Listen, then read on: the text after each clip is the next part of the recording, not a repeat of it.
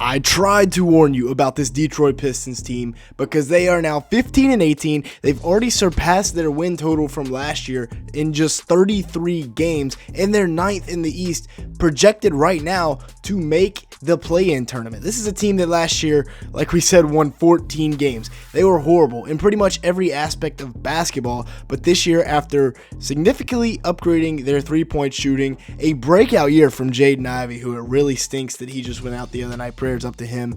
But Cade Cunningham is continuing to have a lights out season, building off of what he did last year. Malik Beasley, Tobias Harris, the new additions, even Tim Hardaway Jr. from time to time are coming in and playing well. They've got a young wing duo in Ausar Thompson and Holland. And yeah, this Pistons team might be fun to watch before long. Now, everything with the Pistons begins and ends with Cade Cunningham, who's averaging 24 points a night, 10 assists, 7 rebounds, a steal, and a block so far this year. And he's doing that on 45% shooting from the field, 37% from 3 on 6.7 attempts. The 3-ball has been solid this year, as you can see, faded away into the corner here. Not an easy shot to hit. His passing has always been great. He's been a great passer since he was at Oklahoma State. Nice feed there to Jaden Ivy. And now he's going to come off the ball screen, find Malik Beasley in the corner. Really nice find, great spacing that he provides, and even the mid-range, that third level that he's been able to incorporate into his game has really helped him take it to the next level. For Cade and Jaden Ivy, which form an elite backcourt here in Detroit before, of course, unfortunately, Jaden Ivy gets hurt, he was enjoying a really nice breakout season. 17.6 points a game, 4.1 rebounds, 4 assists, and a steal per game on 46% shooting from the field, 41% from 3 on 4 attempts. That was the big knock on him last year. He couldn't shoot. 43% from the field, 33% from 3. Now he's up to 41% from 3 on less attempts. So yes, less volume, but still just as accurate. Remember, he was a college point guard. He still got that vision, shooting one in there to Tobias Harris. Now reading this screen perfectly. I believe that's Holland in the corner knocking down tray balls. 22% three-point shooter Holland, always the guy you want to get it to there in the corner. And then once again, he's another guy that has developed that third level to his game. He's also explosive going downhill, really explosive. Pre-injury, that was his biggest calling card coming into the league, was how explosive and athletic he was. Now he can really shoot the 3-ball as well. It is much improved. You see him off the move there, fading away, knocking it down. And then another guy here, Tobias Harris, not having as much of a breakout season as Jaden Ivy. Right, only 13 points a game, 6.4 rebounds, 2.4 assists. This is his second year in a row where his efficiency has not been where it was for the better half of his career. He's just got to be more efficient on his looks from downtown and from really everywhere on the court. He's a good spacer when he can knock down shots. He's always had this reliable mid-range that hasn't been there for him this year. But when he is hitting threes, like I said, he's a great spacer for this team along with Malik Beasley. Both can space the floor out pretty well. And yes, they did kind of overpay to bring him in, but I mean, as a small market kind of team in Detroit that hasn't been winning very much lately, you have to do that with veterans.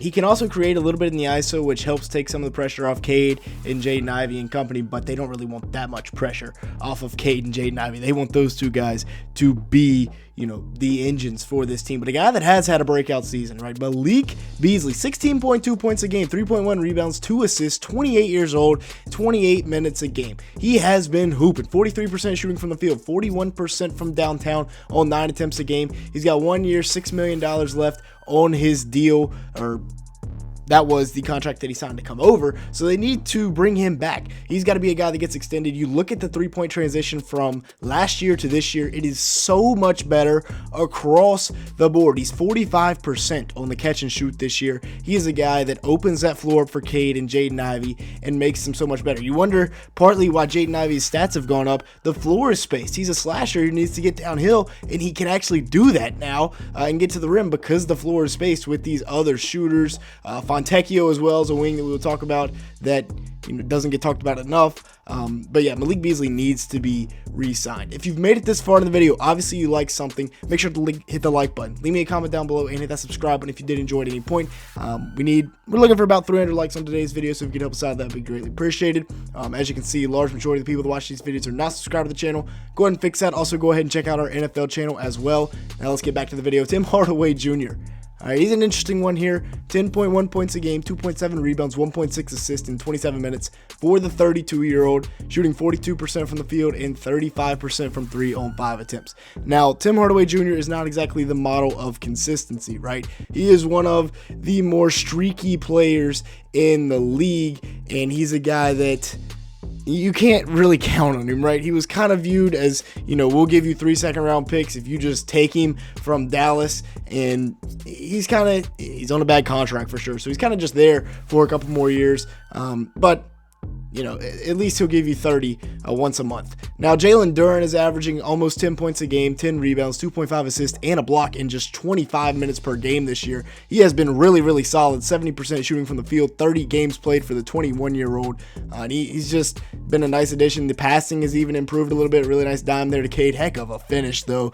And the rim protection. In 25 minutes, he's still averaging a little over a block a game. Give me that. And then once again, right here, just being able to get down there and contest and block this shot from Cam Thomas, and then that leads to fast break for Jaden Ivy. Now, the two projects on this team, right? Ron Holland and Ausar Thompson. Ausar is averaging 7.5 points a game, 4.2 rebounds, 2 assists, and 1.2 steals in 18 minutes per game this year, and he is so flashy, so athletic that's why the Pistons drafted him. 47% shooting from the field, 22% from 3 on 2 attempts for him. The jump shot is developing.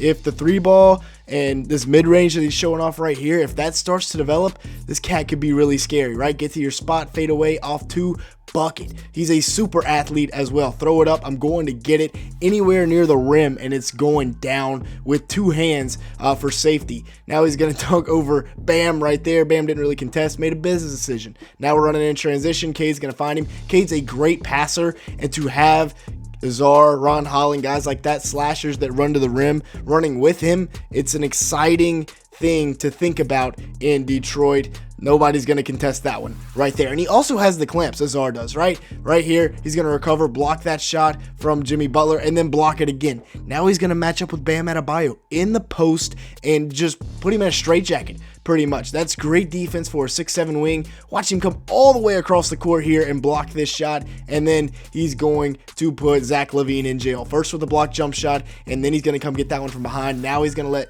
Giddey cross his face, but still recovers and gets that block. For Ron Holland, Ausar Thompson, you can see the vision that the Pistons front office is trying to imagine here. 6'7" with a 7-foot wingspan for Ausar, while Ron Holland 6'8" with a 6'11" wingspan. Both of these guys, freak athletes and very, very long. In the near future, could be a nice wing duo for Detroit if they can learn how to shoot. 6.2 points a game, 3 boards, 0.7 assists in 16 minutes for the 19-year-old Ron Holland. 48% shooting from the field, 22% from 3. So both Thompson and Holland shooting 22% from 3. That is egregious, but he is elite at finishing with the left right there. He'll also get downhill and get to the right, but once again, hoopty-doopty layup with the left right there. That's kind of tough. And then he's going to, he has no jump shot, so people aren't closing out, but he's still getting by, hitting a Euro step, and getting the bank shot to go. He's developing from downtown, knocks that one down though, and then gets to the rim right here. Little step back. Whew, if he's hitting that, that is going to be super tough. With that being said, that's going to be it for today's video. Thanks so much for watching. Make sure to hit the like button, leave me a comment down below, and hit that subscribe button if you did enjoy at any point. As well as, like I said, we're looking for about 300 likes on today's video. And with all that being said, thanks so much for watching today's video.